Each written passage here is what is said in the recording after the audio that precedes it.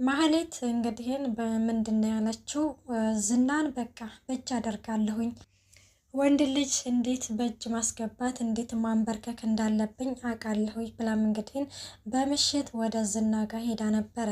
ዝና ጋር እንግዲህን ትሄድና ምን አይነት የምስራች ይዘሽልኝ መጥተሽ ነው እንደዚህ በምሽት የመጣሽ ይላታል። እንደዚህ የማህሌት ቅሌት መቼም በጣም ከባድ ነው። እንግዲህም ብሩኬን የመሰለ ባል ፈታ እንደዚህ የወረደ አስተሳሰብ እና የዘቀጠ አስተሳሰብ ላይ መገኘቷ በጣም ነው የሚያሳዝነው። እንግዲህ አሁን ላይ ምንድነው ዝናና የማህሌት በቃ መዋረድ እንደውም ሜዳ ላይ የመውደቃቸው እንግዲህ እድል እየተቃረበ ይገኛል። ከዛ ላይ ደግሞ አሁን ቅድስትና ብሩኬ እንደሚጋቡ ተስፋ እናደርጋለን። ምሳሌም ደግሞ ድና ትመጣለች። በዛ ላይ ደግሞ ምሳሌ ድና ስትመጣ ለዳጣ ብሩኬ እንግዲህ አባት ሆንሻለሁ ይብላታል ማለት ነው። ሰላም ጤና ይስጥልኝ ውድና የተከበራችሁ የቻናሌ ቤተሰብ እንዴት ናችሁ? ደህና ናችሁ ወይ? እኔ ያለው እግዚአብሔር ይመስገን። ላይክ ሸር ሰብስክራይብ እያደረጋችሁ ተወዳጅ የሆነውም ምሳሌ ድራማ ይዘላችሁ ቀርበናል። እንግዲህ ይህ በባለፈው ክፍል የተቋረጠው ነው ማለት ነው። ቪዲዮውን እስከ መጨረሻው አዳምጣችሁ በኮሜንት አስተያየታችሁን አስቀምጡልን። ማህሌት እንግዲህ ያክስቷ ልጅ ይህ ነገር ያው እንደማይሆን ነግራት ነበረ። ያው ከብሩኬ ጋር መለያየቷን በጣም ቆጭቷታል። እና ቢቆጫትም እንግዲህን ያው መመለስ አይቻልም፣ ብቻ ከባድ ነው። እናም ሄዳ እንግዲህን ወደ ዝና ጋር ምን ትለዋለች? እስቲ ስለ ልጅነትክ ንገረኝ ትለዋለች። ዝናም እንግዲህን ስለ ልጅነቴ ምን ልንገርሽ ስላት ስለ አስተዳደግ ብለው ነበረ። አስተዳደጉም እንግዲህን የዝና አባቱ እንግዲህን በጣም ይደበድበው ነበረ፣ ይቆጣው ነበረ እና በዱላና በጩኸት ያደግኩኝ ልጅ ነኝ ይላታል።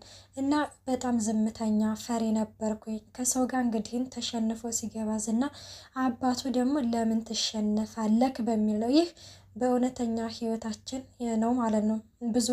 ብዙዎቻችን ስንቶቻችንን ማለት ነው ከሰው ጋር ቤተሰቦቻችን እያወዳደሩን እንዴት እሷ እንደዚህ ተበልጣለች እንዴት እየተባባልን እንግዲህ ያ በጭንቅላታችን ተቀርጾ በቃ እስከ ነፍስ እስከምናውቅ ድረስ በቃ ከዛ ከሰው ጋር እየተወዳደርን እንኖራለን። ያኔ እንግዲህ በራስ የመተማመናችን በጣም እየወረደ እየቀነሰ ይሄዳል ማለት ነው።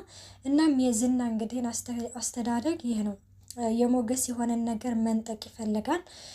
እናም እንግዲህ እንደዛ እያለ እና በረባሽ ነበርክ ማለት ነው ትለዋለች። አይ ረባሽ እንኳን አልነበርኩም። እና ታዲያ ለምንድን ነው የሚመጣክ ስትለው ያው በቃ ተሸንፌ ስገባ ያው ደስ እንደማይለው አባቱ እንትን ይለዋል። በነገራችን ላይ አባቱ በጣም ይወደዋል።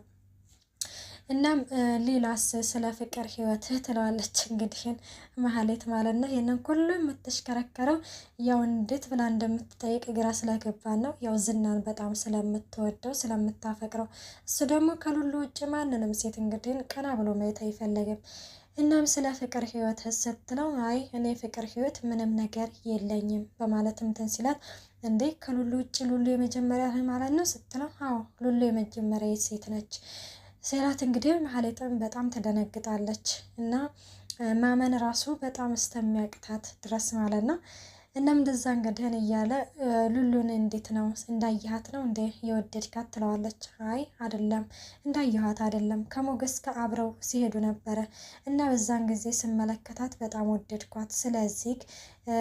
ስለዚህም በእሷን ማግባት እንደምፈልግ ለአባቴ ነገርኩት። አባቴም ምንም ነገር ሲያቅማማ ለእናቴ ሄዶ ለሰርግ እንድትዘጋጅ ብቻ ነው የነገራት ስትለው እንግዲህ አባት በጣም ይወድሃል ማለት ነው ትለዋለች። አዎ አባቴ በጣም ነው የሚወደው። ከሚገርምሽ በዛን ጊዜ እንግዲህ ሞገስን እንግዲህ እምቢ ብትል ኖሮ እኔ ሳልሆን አባቴ ነበረ የሚገለው። እሷም እሺ ብላ እንግዲህ ጋብቻውን ተቀበለች። እሱም ትቻለሁኝ አለ ትላለች። ስለዚህ ሲያታልልህ የኖረው ሞገስ ነው እንጂ አንተ አይደለክም ስትለውም አይ ለምን ይመስልሻል እንደዚህ አድፍጦ በስተመጨረሻ የመጣው በማለትም እንግዲህ ይነግራታል ማለት ነው። አሁን ላይ እኮ ሞገስና ሉሉ አለማቸውን እየቀጩ ነው ስትለው ምን ለማለት ፈልገሽ ነው? ማለትማ የፈለኩት እድልህን ተጠቀምበት እያልኩኝ ነው ትለዋለች። ስለምን እድል ነው የምታወራው ስትል አጠገብህ ያለውን ብላ እንግዲህ እጇን ብድግ አድርጋ እሱ ታፋ ላይ ቆጭ አላደረገችም እና ዝናጀሬ እንግዲህ ብድግልና በጥፊ ድርግም ምነው። ምክንያቱም ከሉሉ ውጭ ማንንም ሴት መውደድም ሆነ ማፍቀርም አይችልም። በቃ እኔ ሉሉን አጥቼ መኖር አልችልም። ምክንያቱም ምንድን ያለው እንደውም በባለፈው በጣም ነው የምወድሽ፣ በጣም ነው የማፈቅረሽ፣ ከውጭ ራሱ ስመጣ ምንድን ያለው የወንድነት ስሜት የወንድነት ስሜት ነው የሚሰማኝ። ስለዚህ አንቺን አጥቼ መኖር አልፈልግም፣ በጣም ነው የማፈቅረሽ፣ ለዛ ነው የማልፈታሽ ብሏታል ማለት ነው። እናም አሁን ላይ ግን ከተገኘች በጣም ክፋት ነው ያሰበባት። ምንድን ነው ይሄንን መልኳን እንድታጣውና እቤት ውስጥ እንድትቀመጥ በቃ አድርጌ ነው ማለት የሆነ ሽብ አድርጎ ለማስቀመጥ መሰለኝ እና እንደዛ አድርጌ ነው የማስቀምጣት እስከ ማለት ሁሉ ደርሷል ማለት ነው። ሞገስ ደግሞ እንግዲህን ያው ብቻ ከባድ ነው። ያው ሞገስና እንግዲህ ሉሉ በጣም ነው የሚፋቀሩት። በመጀመሪያውም ቤተሰብ ያልፈቀደላት ሉሉና ሞገስ እንዲጋቡ ሞገስ ድሃ ስለሆነ ነው። ሞገስም እንግዲህን በሱ የተነሳ ሀብታም ሆኖ ነበረ። ያው ሀብቱንም በድንገትና በቅስፈት ቢያጣውም እናም እንደዛ እያለ እየነገራት ነበረ እና እንግዲህ ወረቀት ጽፎ ወረቀት እንግዲህ ምረጭ ብሏታል። ምንድን ነው ስትለው ሉሉ ዝም ብለሽ ምረጭ ይላታል። እንዴ ሳትነግሬ ነው እንደምመርጠው እንዴ እኔን አታምንኝም እንዴ ይላታል። እሱም አምንሃለሁ ትለዋል። በቃ ካመንሽኝ ዝም ብለሽ ምረጭ ይላታል ማለት ነው። ሉሉም እንግዲህ ያንን ወረቀት አንዱን ስታነሳ ኮንፈረንስ አሚኝ የሚል ነው። እንዴ ኮንፈረንስ አሚኝ እኮ ነው የሚለው ትለዋለች ማለት ነው ሉሉም እና ድጋሚ ስታነሳም አሁንም ያ ተመሳሳይ ነው፣ ኮንፈረንስ አሚኝ የሚል ነው። አይገርምም? በቃ ይህ እኮ በቃ ወረቀቶችን ሁሉ እኔ ግን ይሄንን ትመርጫለሽ ብዬ አስቤ አላውቅም። ስለዚህ አሁን ትእዛዝ ነው ትስሚኛለሽ ይላታል። እንዴ የማይሆን ነገር ነው ትለዋለች። ኧረ እባክህ እያለችም እንግዲህ ሌላ ወረቀት ስታነሳ አይኖ ይሄ ይሆንም ምናምን ይባባሉና እንግዲህ ሞገስ ላዋ ላይ እና ምን ትላለች ሉሉ እንግዲህ ይህ ነገር አይሆንም ሞገስ እባክህን ግን ይቅርታ አድርግልኝ ትላለች። ሞገስም ችግር የለውም ይላታል ማለት ነው። ሞገስ በነገራችን ላይ በጣም ስለሚወዳት በጣም ነው የሚያከብራት፣ ይፈራታል ራሱ። ምንድነው እሷ ራሱ ያለችው ትፈራኝ ነበረ ብለዋለች። ከዛ ስለምፈራሽ ነው ብሏታል። ስለምፈራሽ ነው ያው ስለማከብርሽ ነው አላት። ባክህም አሁንም ትፈራኛለህ ስትለው ስለማከብርሽ ነው ብሏታል ማለት ነው።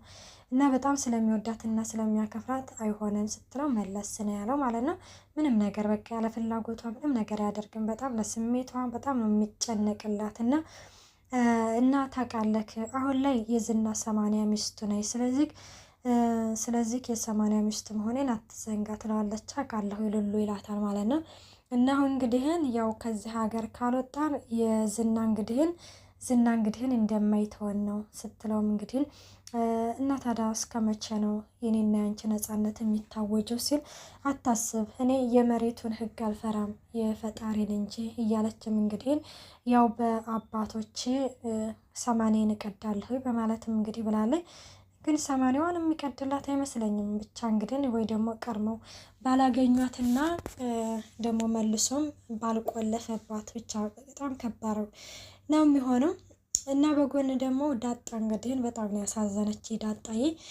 እና ምን ትላለች ቅድስት እንግዲህን እያወሩ እያለ ጋሽ ደውሎልሽ ነበር እንዴ ትላታለች። ጋሽማ ደውሎልኝ ነበረ ቅድስት ማለት ነው። በጣም ዝብልን እያለች ማለት ነው።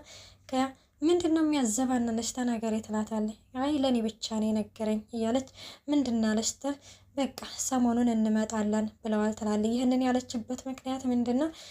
የመጣ ሰው አለ እንዴ ትላለች ዳጣ ማለት ነው። ሶፋ ላይ ተኝታ እንግዲህን እና ተኝታ አረ የመጣ ሰው የለም ትላታለች። ውሽ እኔ እኮ በቃ አሁንማ እኮ ጥላዬን ራሱ እያመንኩት አይደለም፣ ይሄንን ዝና የሚባለውን ሰውዬ በጣም እየፈራሁት ነው ትላለች። አትፍሬ፣ ምንም ነገር እንዳትፈሪ፣ አሁን ላይ እኮ ፖሊሶች አሉ ትላታለች።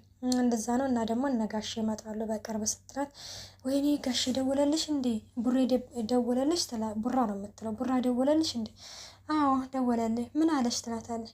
ለእኔ ብቻ ነው የነገረኝ ትላለች። ምንድን ነው የሚያዘባንነች? ተናገሪ። እንዴት ነች ምሳሌ ታከመች እንደ ስትል እነሱ ያው በቅርብ እንመጣለን ብለዋል ስትላት፣ ቅድስት እየታከመች ስትላት እሱን አልነገረኝም። እና ታዲያ ምንድን ነው የነገረሽ? ያው እንግዲህ እንደሚመጡ ብቻ ነው የነገረኝ ብላም እንግዲህ ቅድስት እየተነግራታለች ማለት ነው። እና ከሚገርምሽ እኮ ቅድስትዬ ዲና ስትመጣ እኮ ቡራ እኮ ለእኔ አባት ይሆነኛል ትላታለች። አዎ ለአንቺ አባት ይሆንሻል እያለችም ቅድስት ትነግራታለች ማለት ነው። እና ቅድስት እንግዲህን ምንድን ነው የምትላት ቡራ አባትሽ ይሆናል ስትላትም እንግዲህን እና ስለ ቤተሰቦቿ እንትን ስትላለች ማለት ነው። ወንድም አለሽ እንዴ ብላ ጠይቃታለች። እንግዲህ እንዳጣ ቅድስትዬን አዎ ያውም ታላቅ ወንድም ነዋ ያለ ትላለች። ወይኔ ታድለሽ፣ እኔ እኮ ያው ወንድም ይኖረኝም አይኖረኝም አውቀው ነገር የለም፣ በተለይ ወንድም ቢኖረኝ ደስ ይለኝ ነበረ ትላለች ማለት ነው። ይኖርሻል፣ በተለይ ታላቅ ወንድም ካለሽ በጣም እድለኛ ነሽ ትላታለች ማለት ነው። ወንድምሽ ላንቺ ብሎ ምንድን ነው ያለቻት?